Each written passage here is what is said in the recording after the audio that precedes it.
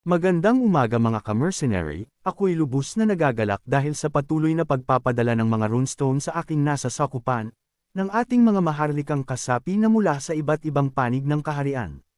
Shout out po sa iyo mahal na Marquez Ascal, 9411, grabing sunod-sunod na runestone ang pinadala ninyo. Shout out rin po sa iyo mahal na Marquez Nelson, Adipen, salamat rin po sa patuloy pa ring pagpapadala ng tulong. Salamat po sa inyong mga tulong sa aking nasa sakupan, salamat po sa inyong lahat.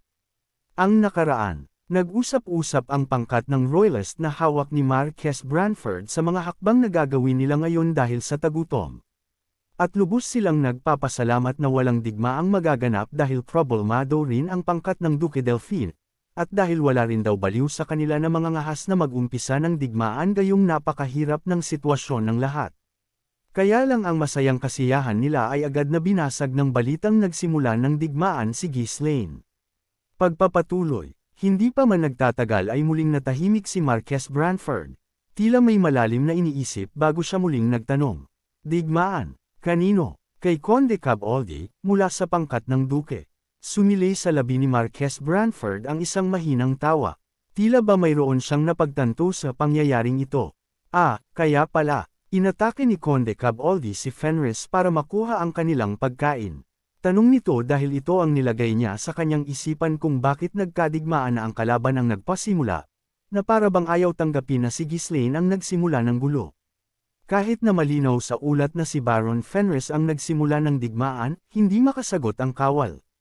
Paanong sasagutin ng isang taong sadyang iniiwasan ang katotohanan? Imbis na magsalita, ipinasa na lang niya ang papel ng ulat kay Marquez Branford. Ilang araw na rin ang lumipas mula nang nagsimula ang digmaan.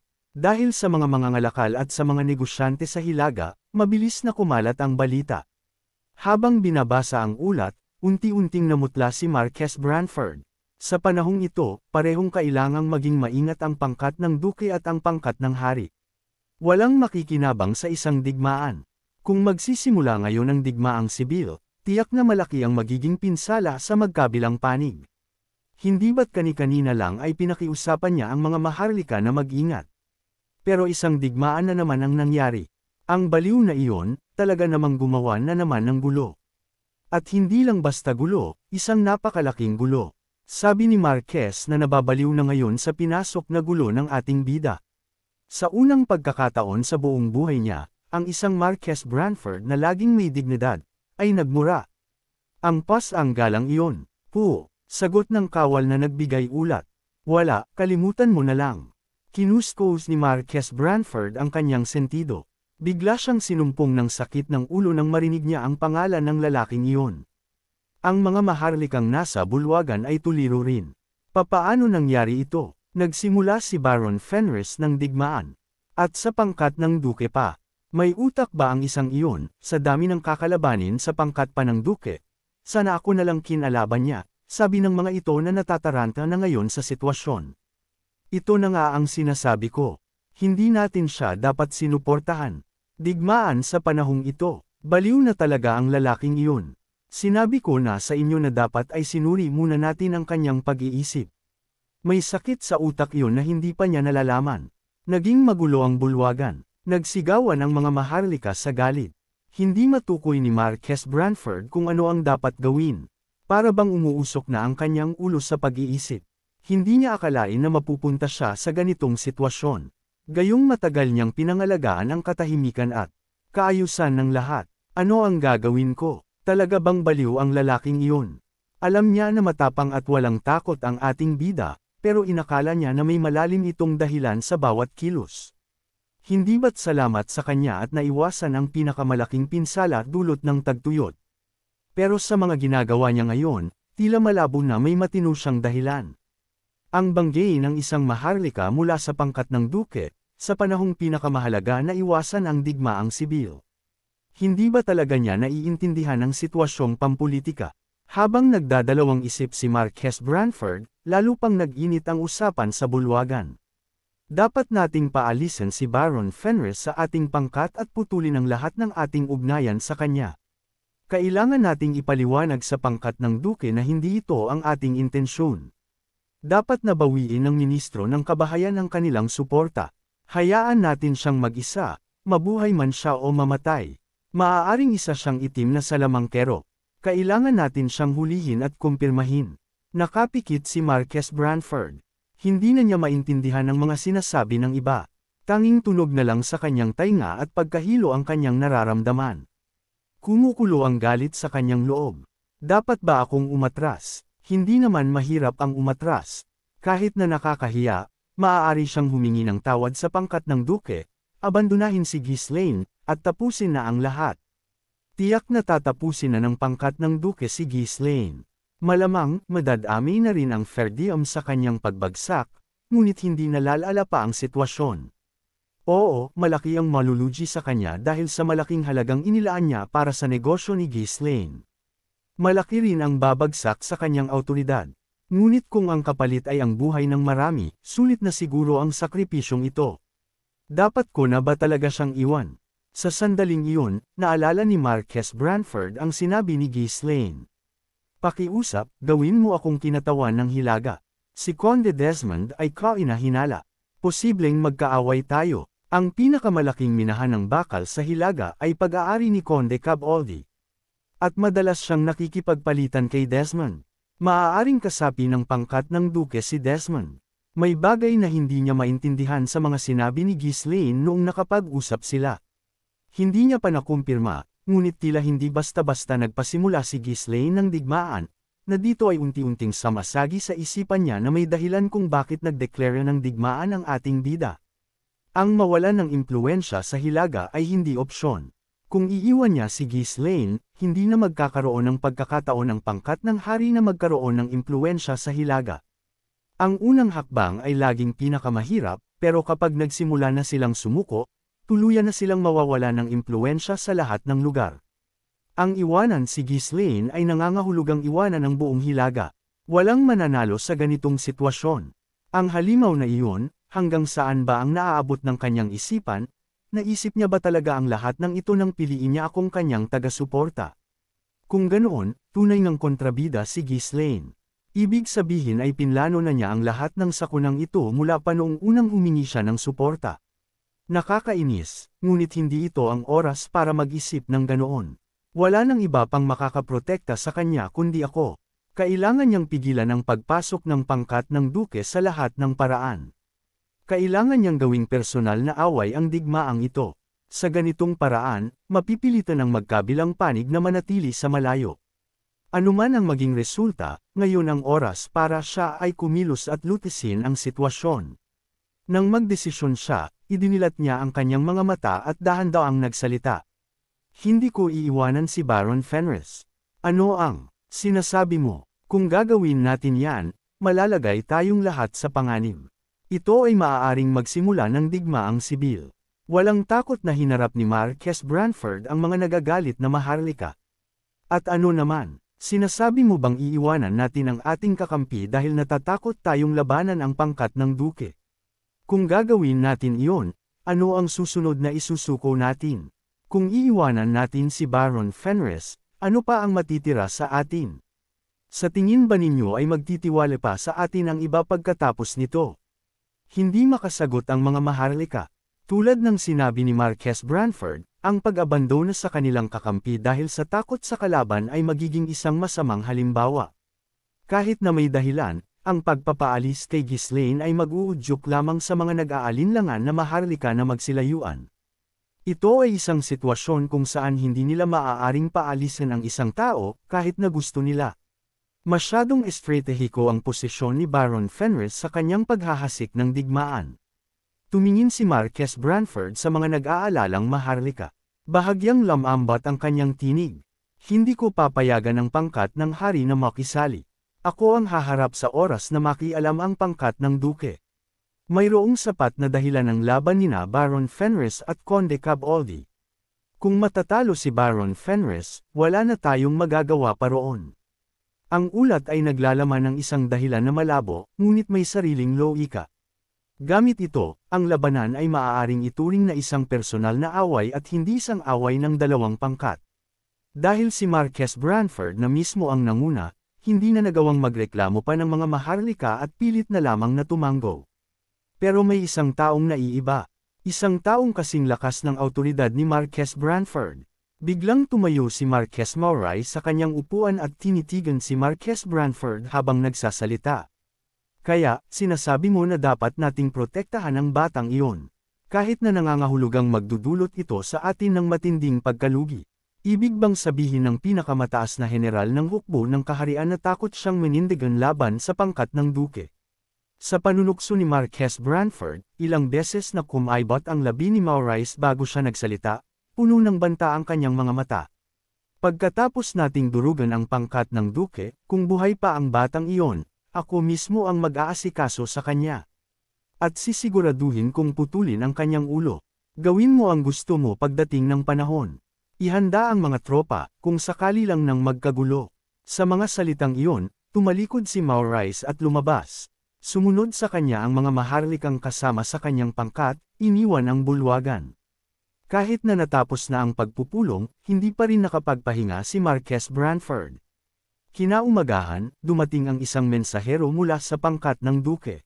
Hinarap ni Marquess Branford ang bisita. Bahagyang nakatago ang kanyang pagod. Maligayang pagdating, Conde Faude. Si Conde Faude ay isa sa mga maharlikang tapat sa pangkat ng duke, responsable sa mga diplomatikong usapin. Kung si Raul ang utak ng pangkat ng duke, si Conde Faude naman ang boses nito.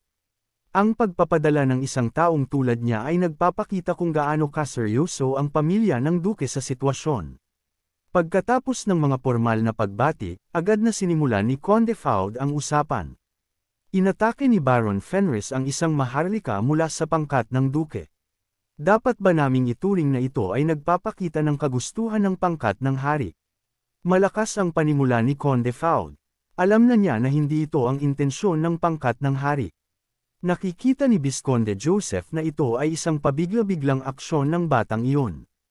Ang pangkat ng hari ang pinakadesperadong iwasan ng digmaang sibil ngayon. Si Raul, nakilala bilang demonyo ng Pyle, ay nakilala na si Ghislaine. Noon, pagkatapos ng direktang pag-uusap, hinusgahan ni Raul si Ghislaine na isang baliw na dulot ng kanyang kabataan. Ang mga taong ganoon ay laging nagkakamali sa kanilang mga mapanganib na kilos. Tulad ng inaasahan ni Raul, ginamit ni Ghislaine ang kanyang pinakamapanganib na baraha, ang digmaan. Sinamantala ang pagkakataon, nagpasya si Raul na putulin ang ugnayan ng pangkat ng hari kay Ghislaine at durugan ang parehong Ferdium at Fenris. Kaya agad na pinuntahan ni Conde Faude si Marquess Branford, at sisiguraduhin kung makakakuha ako ng sapat na kabayaran. Habang si Conde Faude, na puno ng kumpiyansa, ay ngumingiti, si Marquess Branford ay tumugon sa isang mahinahon na tinig. Pinahintulutan ko iyon. Oo nga, tulad ng inaasahan. Ang batang iyon ay kumilos ng mag-isa. Teka, ano ang sinabi mo? Sabi ko, pinahintulutan ko iyon. Naguluhan si Conde Faude, hindi siya makapagsalita. Ang mga hula ni Raul ay hindi pa kailanman nagkamali, kaya hindi niya inisip ang posibilidad na ito. Anong nangyayari dito? Inaprubahan ito ni Marquess Branford. Nawala na ba siya sa sarili?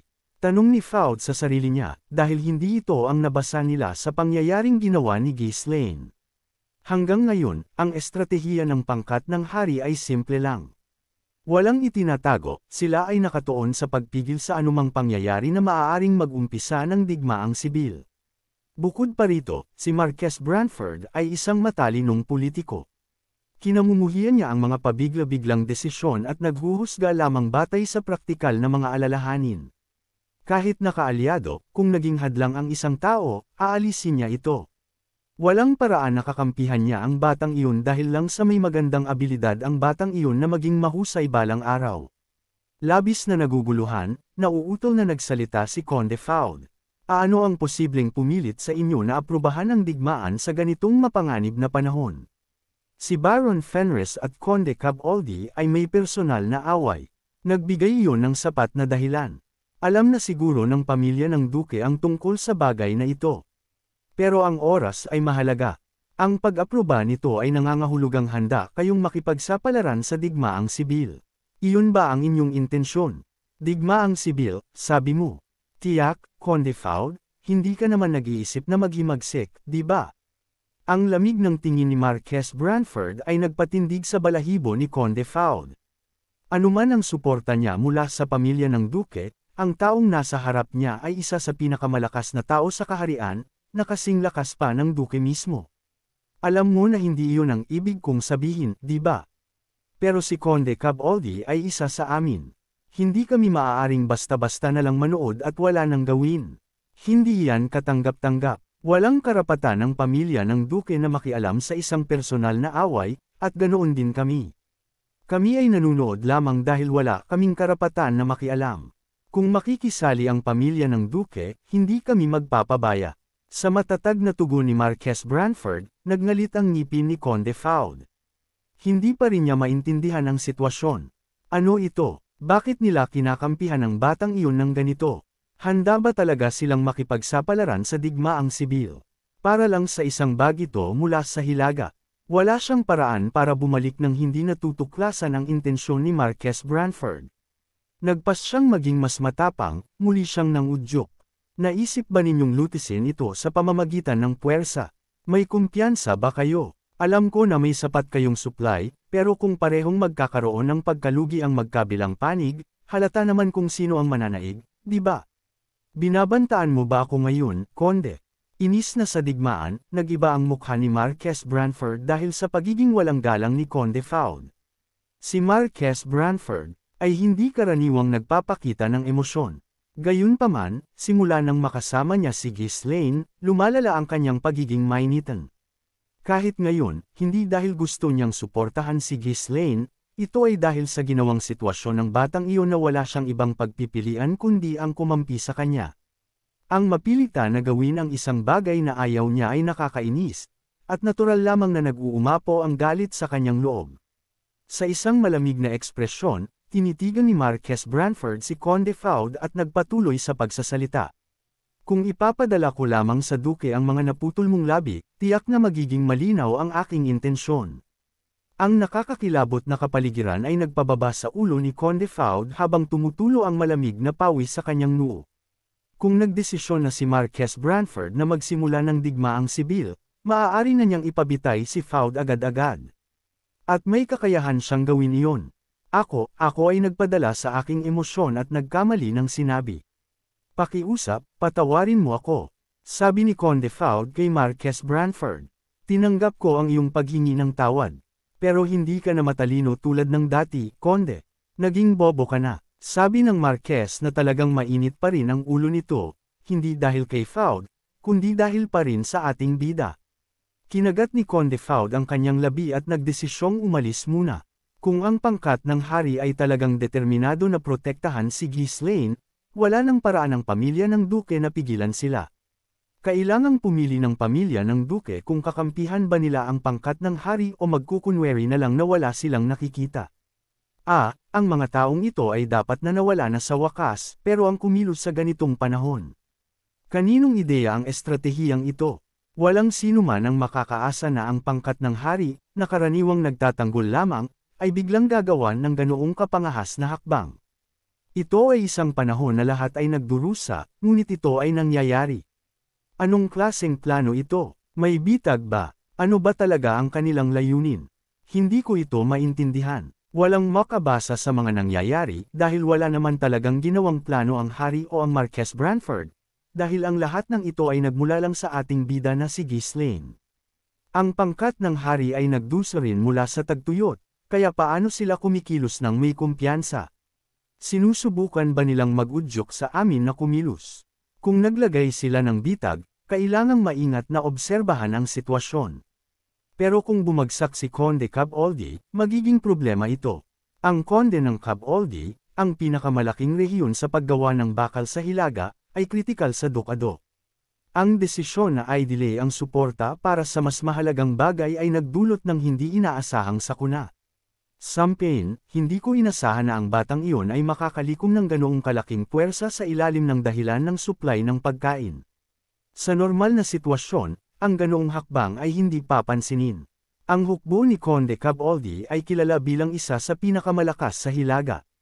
Hindi kailanman magkakaroon ng pag-asa ang mga tulad ni Fenris na tapatan sila. Pero kulang si Conde Caboldi sa pagkain. Kahit ang simpleng pagdepensa ay magpapagutom sa kanila hanggang sa kamatayan. Habang nag-iisip, humarap si Conde Faude kay Marquess Branford. Sinasabi mo ba na ang pangkat ng hari ay mananatiling neutral at hindi makikialam? Oo, hanggat gagawin din iyan ng inyong panig. Naiintindihan ko. Ipaparating ko ang inyong kagustuhan at sisiguraduhin na mananatili kaming neutral. Gawin mo. Nang tumalikod si Conde Faude, kumaibot ang kanyang labi, at kumikinang ang kanyang mga mata. Kailangang kumilos si Conde Desmond. Ito ang nasa isipan niya para magawa pa rin nilang mapatay si Ghislaine at ang buong Fair Diem. Si Conde Desmond ay nagpanggap na neutral bilang isang contingency plan. Siya ay isang matalinong tao. Bago pa man dumating ang utos mula sa Dukado, kikilos na siya ng mabilis at may determinasyon. Ang politika ay laging komplikado. Maaaring gawa ng dahilan ang lahat pagkatapos ng isang matagumpay na digmaan. Dahil sa takot na malugi ang pangkat ng hari, wala silang ibang pagpipilian kundi ang umatras. Nawala sa pag-iisip, lumabas si Conde Faude ng bulwagan. Sa likod niya, narinig muli ang mahinahon na tinig ni Marquess Branford. Huwag mong kalimutan ang aking babala, Conde. Walang pangkat ng hari o pangkat ng duke ang dapat makialam. Bahagyang huminto si Conde Faude, pagkatapos ay lumingon siya na may mapanlinlang na ngiti at tumango.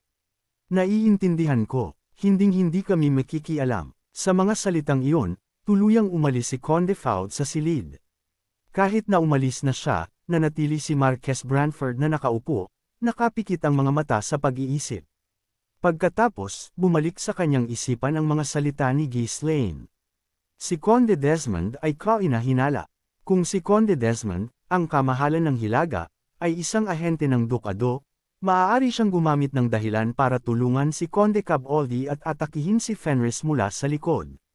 Kung mangyayari iyon, tuluyang madudurog ang Fenris at ang pamilya Fair Diem.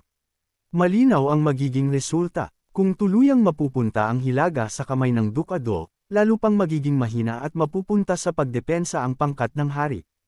Sa kasalukuyang sitwasyon, wala nang kakayahan na magtiwala at suportahan ang iba pang mga teritoryo sa Hilaga. Walang garantiya na mananalo ang tanga na iyon.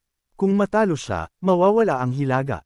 Kung umatras tayo, mawawala pa rin ang Hilaga. Ang tagtuyot ay nagdulot ng pansamantalang pagtigil, ngunit isang walang ingat na individual ang nagpakomplikado sa mga bagay-bagay. Talaga bang hindi maiiwasan ang digmaang sibil? Nagpakawala si Marquess Branford ng isang malalim na buntong hininga, ngunit ang kanyang tinig ay naging determinado habang nagbibigay siya ng kanyang susunod na utos. Katulong, opo, mahal na kamahalan. Ipasa ang mensaheng ito kay Marquess Macquarie, ilipat ang ikalawang korporasyon ng Hilaga ni Visconde Doren malapit sa teritoryo ni Conde Desmond at ipamonitor ang sitwasyon. Ibig mong sabihin, magtuon muna sa pagmamanman at pagpigil. Ngunit kung aatakihin ng puwersa ni Conde Desmond si Baron Fenris. Pagkatapos ng isang sandaling katahimikan, nagpatuloy si Marquess sa isang malamig na tingin. Iutos sa kanila na atakihin si Desmond kaagad. Lumalabas ngayon na ang sitwasyon ay hindi na makontrol pa ni Marquess Branford. Nagsimulang kumalat ang balita, at hindi lang sa matataas na maharlika ng pangkat ng hari at pangkat ng duke. May mga taong mas higit pa sa gulat ang kanilang nabalitaan, sila'y lubos na nag-aalala sa direktang epekto nito sa kanila. Walang iba kundi ang mga maharlikang lubos na nagtiwala kay Rosaline at nag-invest ng malaking halaga sa kanyang merchant guild. Digmaan. Sinasabi mong digmaan. Paano na ang produksyon ng mga pampaganda? Kung matalo si Baron Fenris, lahat ng ininvest natin ay maglalaho na parang bula. Ang teknolohiya sa pampaganda ay tiyak na mapupunta sa kamay ng pamilya ng duke. Araw-araw, nagtitipon-tipon ang mga maharlika para ilabas ang kanilang pag-aalala. Dahil sa mahigpit na utos ni Marquess Branford na walang dapat makialam, wala na silang magawa kundi magreklamo. Habang inilalabas nila ang kanilang pagkadismaya kay Rosaline, siya rin ay naguguluhan sa mga pangyayari. Digmaan. Talaga, mag-uumpisa ng digmaan sa ganitong sitwasyon. Baliw na ba sila? Sa katunayan, si Rosaline marahil ang pinakabaliw sa kanilang lahat. Buong kumpiyansa niyang inipon ang mga investors, at ngayon, nasa bingit ng pagkabigo ang lahat. Higit sa pagkalugi sa pera, nakataya ang kanyang kredibilidad at ang reputasyon ng pamilya ng Marquess, kaya gusto na lang niyang sumigaw sa sobrang pagkadismaya. Kabilang sa mga investors, si Conde Mariel, na nag-invest ng napakalaking halaga, ay madalas na nagpapahayag ng kanyang pag-aalala kay Rosalyn. Anong gagawin natin? Kung matalo si Baron Fenris, magiging malaki ang pinsala. Tanging panalangin na lang ang kaya nating gawin. Hindi ba't nanalo na siya dati sa digmaan? Kaya, baka manalo rin siya ngayon. Pakiramdam ko, mananalo siya. Ang kanyang pakiramdam ay higit pa sa pag-asa, pero wala sa kanilang dalawa ang may lakas ng loob na sabihin iyon. Sa totoo lang, hindi ko alam, sabi ni Rosalyn, habang umiling-iling na may pag-aalinlangan. Batay sa impormasyong nakalap, malinaw na mas malakas ang puwersa at reputasyon ni Conde Caboldi. Kahit na kumalat ang mga tsismis na nagbenta si Ghislaine ng mga butil para palakasin ang kanyang mga tropa, mahirap paniwalaan na sapat iyon para talunin si Conde Caboldi. Lalong nag-alala ang mukha ni Mariel. Maaari pa tayong makasurvive dahil nag-stock tayo ng ilang pagkain, pero ang ibang maharlika ay hindi. Sa ngayon, kailangan natin silang pakalmayan hanggat wala pang resulta. Sa tingin ko rin. Kung hindi, magiging magulo ang lahat. Si Rosalyn at Mariel ay parehong may pananagutan sa kasalukuyang sitwasyon. Sila ang nag-udyok sa mga maharlika na mag-invest. Marami ang nag-invest sa pampaganda. Dahil dito, wala silang magawa kundi dumalo sa mga pagpupulong ng mga biktima na nakamaskara bilang mga social gatherings, araw-araw. Sa kaibuturan ng kanilang puso, gusto na lang nilang sumuko at tumakas. Subalit, alam nilang pareho na ang pagkawala nila ay magreresulta sa lubos na kapahamakan, kaya hindi nila magawa.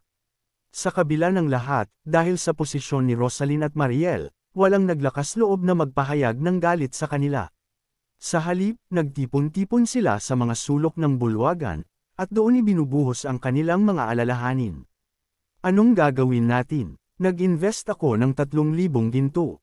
Kung matalo si Baron Fenris, lagot na ako. Isipin mo na lang na hindi iyon pera mo. Magiging panatag ang loob mo. Hindi talaga iyon pera ko. Ano, habang ang iba ay nagpapanik dahil nanghiram sila ng pera para lang mag-invest, mayroon pa ring iilan na kumakapit sa pag-asa. Makakatulong ba ang pag-aalala? Maging positibo tayo at magpakalakas. Tama, magtulungan tayo. Hila, hila. Sa tingin ko, malalagay tayong lahat sa panganib. Siyempre, mayroon ding mga taong handa na sa pinakamasamang mangyayari. Huwag tayong mag-alala ng sobra.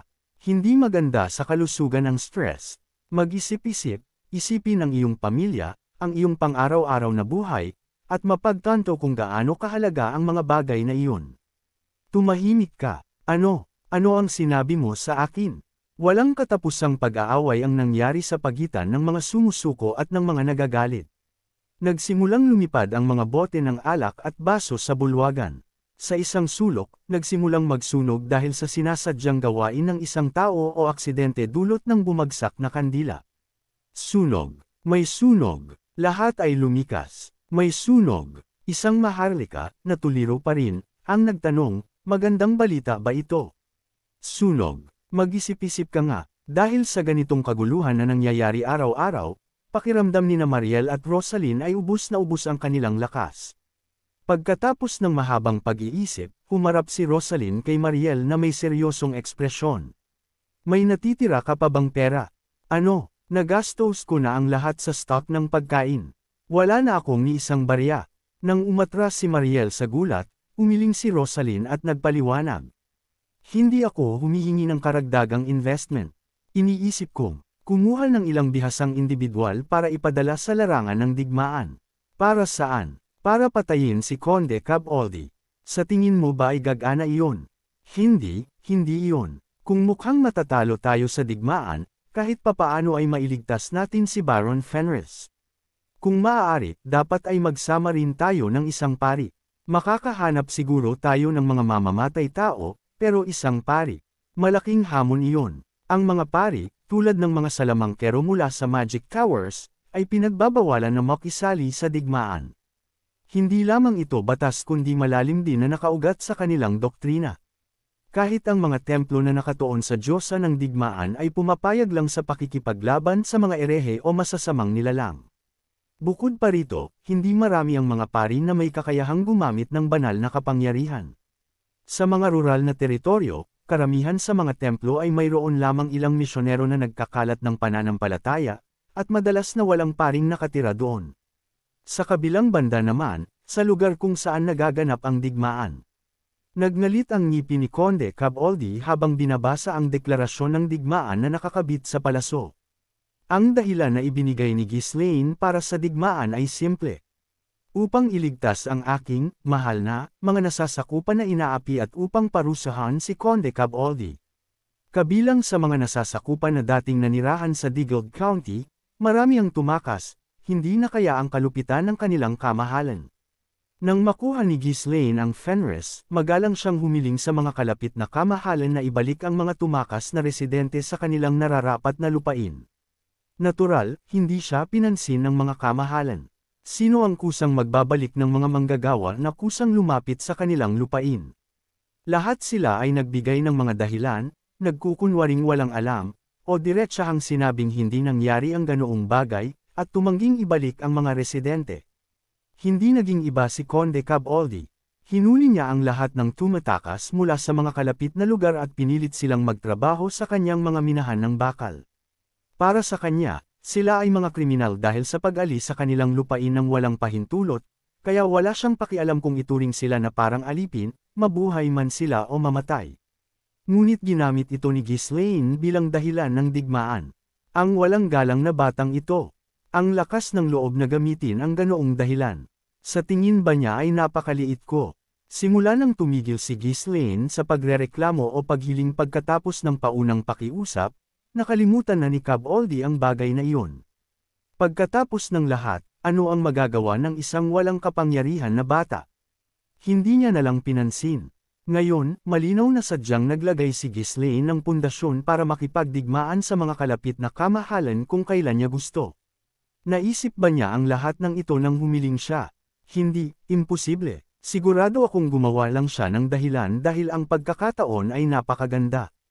Pinilit ni Conde Caboldi na pakalmihan ang kanyang galit. Sandali siyang nagulat nang makita ang malaking hukbo ng kalaban, pero hindi naman masama ang sitwasyon. Dahil ang kabilang panig ang unang nagudyok, maaari niya silang durugan at sakupin ang Fenris, na gagawing mas madali ang pagkuha ng supply ng pagkain. Siyempre, nakakainis pa rin ang makipaglaban dahil sa dami ng kalaban. Ang direktang pag-atake ay hindi garantiya ng tagumpay, at kahit manalo sila, malamang ay isang walang kwentang tagumpay. Pero ganoon din sa kabilang panig. Alam din nila iyan, kaya sila ay nananatili sa pagtatago sa halip na sumugod. Ang hukbo ng Fenris ay walang dalang mga armas para sa pag-atake sa mga depensa. Kung ipagtatanggol ng mga tropa ni Caboldi, na kinabibilangan ng mga sundalong may mabigat na baluti, ang mga pader ng Kastilyo, hindi rin makakagarantiya ng panalo ang kalaban. Kaya, mukhang kontento sila na panatilihin ang pagkubkob, umaasang magutom ang panig ni Caboldi hanggang sa sumuko sila. Ang pinaka-nakakagalit kay Conde Caboldi ay hindi ang posibilidad na matalo. Hindi rin siya nag-aalala sa posibilidad na matalo, hindi niya maiisip na matatalo siya. Hindi, ang kanyang pride ang nasaktan. Ang mismong katotohanan na ang isang tulad ni Ghislaine ay nag-iisip na kaya niya siyang talunin ay isang hindi matanggap na kahihiyan. Ang batang iyon na hindi pa nga pinanganak ng maging kamahalan ako, naglakas loob na magplano laban sa akin gamit ang mga mababaw na taktika. Gaano ba siya minaliit ni Ghislaine para isipin na maaari lang siyang maghintay ng hindi man lang nagdadala ng mga armas para sa sugod? Ang kahihiyang ito ay kailangan niyang bayaran ng buo. Siya, at maging ang kanyang ama, naging malamig at nagbanta ang tingin ni Conde Caboldi. Gamit ang dahilan ng kabiguan ng kanyang kaaway na magpalaki ng karapat-dapat na tagapagmana, naisip niyang hirakan ang buong pamilya Ferdium. Nais niyang maging isang halimbawa kung ano ang nangyayari sa mga naglakas loob na maliitin siya. Kahit na bumababa ang moral ng mga sundalo araw-araw dahil sa gutom, hindi siya nag-aalinlangan sa kanyang tagumpay. Si Conde Desmond ay tiyak nakikilos sa sandaling marinig niya ang balita mula sa aking teritoryo. Kahit na hindi naging maingat si Conde Desmond sa teritoryo ni Caboldi, hindi niya ito maaaring iwanan. Kung wala ito, ang patuloy na supply ng bakal ay titigil. Bukod pa rito, ang pamilya ng Duke ay tiyak na nakikipagnegosasyon na sa pangkat ng hari. Kumpiyansa si Conde Caboldi na hindi papayagan ng mga maharlika ng pangkat ng hari ang ganoong aksyon. Ang baliw na iyan, nag-enjoy siya sa kaunting kasikatan kamakailan at iniisip niyang kaya niyang gawin ang mga mapanganib na kalokohan. Talaga bang naniniwala siya na kaya niya akong talunin gamit ang mga taktika na iyan? Ipinagmamalaki ni Caboldi ang kanyang sarili bilang isang malakas na tao sa hilaga, isang maharlika sa ilalim ng proteksyon ng pamilya ng duke, at isang may hindi mapaghihiwalay na ugnayan sa dakilang kamahalan, si Conde Desmond. Kahit ang mga senior na maharlika ng pangkat ng hari ay hindi naglakas loob na hawakan siya.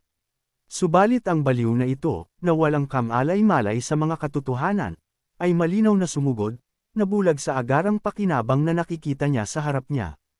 Ang alam lang niya ay maglaro, walang alam sa politika o digmaan. Ang kailangan lang gawin ni Caboldi ay maghintay. Kapag dumating na ang mga reinforcement mula kay Desmond, madali niya silang madudurog. Ang proteksyon ng pamilya ng duke ay sisiguraduhin na hindi rin makikialam ang pangkat ng hari. Ang iyong swerte ay nagtatapos na dito. Nangangako ako, titiyakin kong luluha ka ng dugo sa ginawa mong ito. Pinigilan ni Conde Caboldi ang kanyang galit at naghintay. Nangako siya na papatayin niya ang batang iyon gamit ang kanyang sariling mga kamay. Habang nagngangalit ang ngipi ni Conde Caboldi, naghihintay ng reinforcement, lalong naging relax ang hukbo ng Fenris. Ang mga kabalyero, lalo na, ay mayabang at nagpapakitang gilas. Grabe, umaasa akong magkakaroon ng aksyon ngayon. Sa tingin ko, natakot sila sa aking espada. Nakatago lang sila sa kanilang kastilyo, hindi naglakas loob na lumabas. Mga duwag, di ba? Pero, malakas naman talaga tayo. Hey! Sa totoo lang, ang maghintay lang at manalo. Napakadali nito. Ang swerte natin. Hahaha. Wala nang pagkain ang kalaban para magtagal pa. Kahit na gusto nilang lumabas at makipaglaban, lamang ang Fenris sa dami. Sa kabisera naman, kinagat ni Rosaline ang kanyang labi at nagpatuloy sa pagsasalita. Kaya nga ako nagtanong kung may pera. Kapa, kung magbibigay tayo ng donasyon at sasabihing tumutulong lang tayo sa nangangailangan, baka tanggapin nila. Naiintindihan ko, baka gumana, pero paano kung malaman ni Marquez? Magiging malaking problema iyon. Tama, kaya magmamasid muna tayo. Kung mukhang matatalo si Baron at magiging delikado ang sitwasyon, saka tayo kikilos para iligtas siya. Hindi siya maaaring makialam habang nagaganap ang digmaan. Pero kung natapos na ang labanan, maaaring kumilos ang isang pari para sa makataong dahilan. Kahit na isa itong lusot na para lamang sa mga maharlika. Hindi ito direktang pakikialam sa digmaan. Kami ay tumutulong lang sa natalong maharlika. Kahit na hindi sumuko si Baron Fenris, maaari tayong mamagitan sa kanyang ngalan. Inilahad ni Rosaline ang kanyang plano na may posibilidad na matalo si Ghislaine. Balak niyang magpadala ng mga bihasang individual upang matiyak ang kanyang kaligtasan, anuman ang mangyari. Iyon ay dahil sa pangpaganda ni Ghislaine na masiguro pa rin ang pagpapatuloy nito kahit matalo ang ating bida. Kung magiging kritikal ang sitwasyon, ililigtas nila si Ghislaine at sapilitang idedeklara ang walang kondisyong pagsuko sa ngalan ng pagiging kanyang tagapag-alaga. Gamit ang pangalan ng Branford Marquez, hindi maglalakas loob si Conde Caboldi na kumilos ng walang ingat. Oo, baka ito na ang pinakamahusay. Maaari siyang manirahan sa pamilya ng Marquez. O baka, maging manugang. Teka, ano ba ang iniisip ko? Sabi ni Rosaline sa sarili, na mukhang nagkakagusto na nga ata ito sa ating bida. Kahit na hindi niya talaga iniisip na magpakasal sa isang kakaibang tao, maaari niyang makuha ang teknolohiya ng pampaganda sa ganitong paraan. Bukod pa riyan, ang pagliligtas kay Ghislaine ay mahalaga para sa awtoridad ng Marquez, sa kanyang sariling kredibilidad at reputasyon, at sa posibleng pagkalugi ng Merchant Guild. Naiintindihan ni Mariel ang intensyon ni Rosaline. Maaaring isang maginhawang dahilan, ngunit sa tamang oras, maaari nilang sabihin na natapos na ang digmaan at bigyang katwiran ang kanilang pakikialam. Oo, pero para magawa ito, kailangan natin ng mga bihasang tao, at magastos iyon. Bukod pa, kailangan nating kumuha ng pari, at pera lamang ang tinatanggap nila. Ang peligro na kasama ay nangangahulugang ang bayad ay kailangang pera, para makatiyak na ang mga inupahan ay maaaring mawala anumang oras kung kinakailangan. Mas gusto rin ng mga pari ang pera para maiwasan ang posibleng kontrobersya. Maingat na inihayag ni Mariel ang kanyang mga alalahanin, ngunit si Rosaline, na determinado, ay hindi natinag. Kailangan nating gawan ng paraan. Kung mamatay si Baron Fenris, mas malaki ang malulugi sa atin. Sige, gagawin ko ang lahat para makalakam ng pera. Kaya, nagtipon ang dalawang babae ng bawat barya na kaya nila, at sa huli ay nakabuo ng isang koponan ng 10 eksperto sa pagliligtas at pag-asesinat, kasama ang isang pari na ipapadala sa larangan ng digmaan. Sa lugar ng digmaan naman, malinaw na ang pag-aalinlangan at pagdadalawang isip ang pumihil sa sitwasyon. Ang katotohanan ito ay natural na umabot sa mga kabalyero at sundalo, nagpakalat ng isang relax na kapaligiran sa buong kampo. Ang mga sundalo, na noong una ay balisa, ay nagsimulang maging relax habang nawawala ang kanilang mga alalahanin. Manalo sa digmaan ng hindi nakikipaglaban. Sino ang hindi matutuwa? Grabe, alam talaga ng ating kamahalan kung kailan kikilos. Narinig ko na kakaiba siya, pero hindi ba't napakatalino niya? Oo naman, manalo sa digmaan ng walang laban, napakatalinong pinuno. Ang kakulangan ng labanan ay nagbigay kay Ghislaine ng maraming papuri. Ang mga sundalo, na malayo sa panganib, ay mas masaya pa. Bukod pa rito, dahil sa patuloy na pagpapadala ng mga supply ni Claude, ang chief overseer, walang nagugutom. Kung laging ganito ang digmaan, gusto kong makipaglaban hanggat gusto nila. Araw-araw, abala ang mga sundalo sa pagpuri kay Ghislaine. Ang mga dwarf at salamangkero, na sapilitang nadala rito, ay nag-enjoy din sa bihirang pagkakataon ng pagpapahinga, at nagpahinga sa kanilang mga tolda. Seryoso, anong meron dito? Nagpanik lang ako nang walang dahilan. Bakit nila kami dinala rito? Siguro kailangan nila tayo kapag sumuko sila o ano? Kahit na. Ang tagal na rin mula nang magkaroon ako ng pahinga. Ang ganda ng pakiramdam, di ba? Dahil sa wala silang ginagawa, hindi mapigilan ng mga dwarf at salamangkero ang ngiti. Pagkatapos ng ilang araw ng pahinga, ang iba ay nagsimulang isipin na hindi naman pala masama ang digmaan.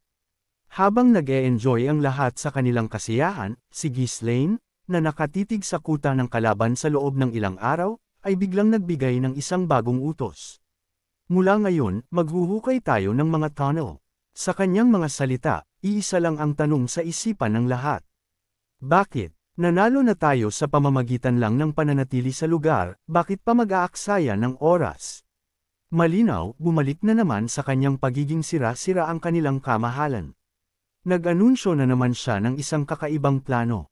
Sabi ng mga tauhan nito na napakamot na lang sa ulo. Mukhang papasok sa ilalim ng lupa ang ating bida papasok sa loob ng teritoryo ni Count Caboldi para doon ito wasakin.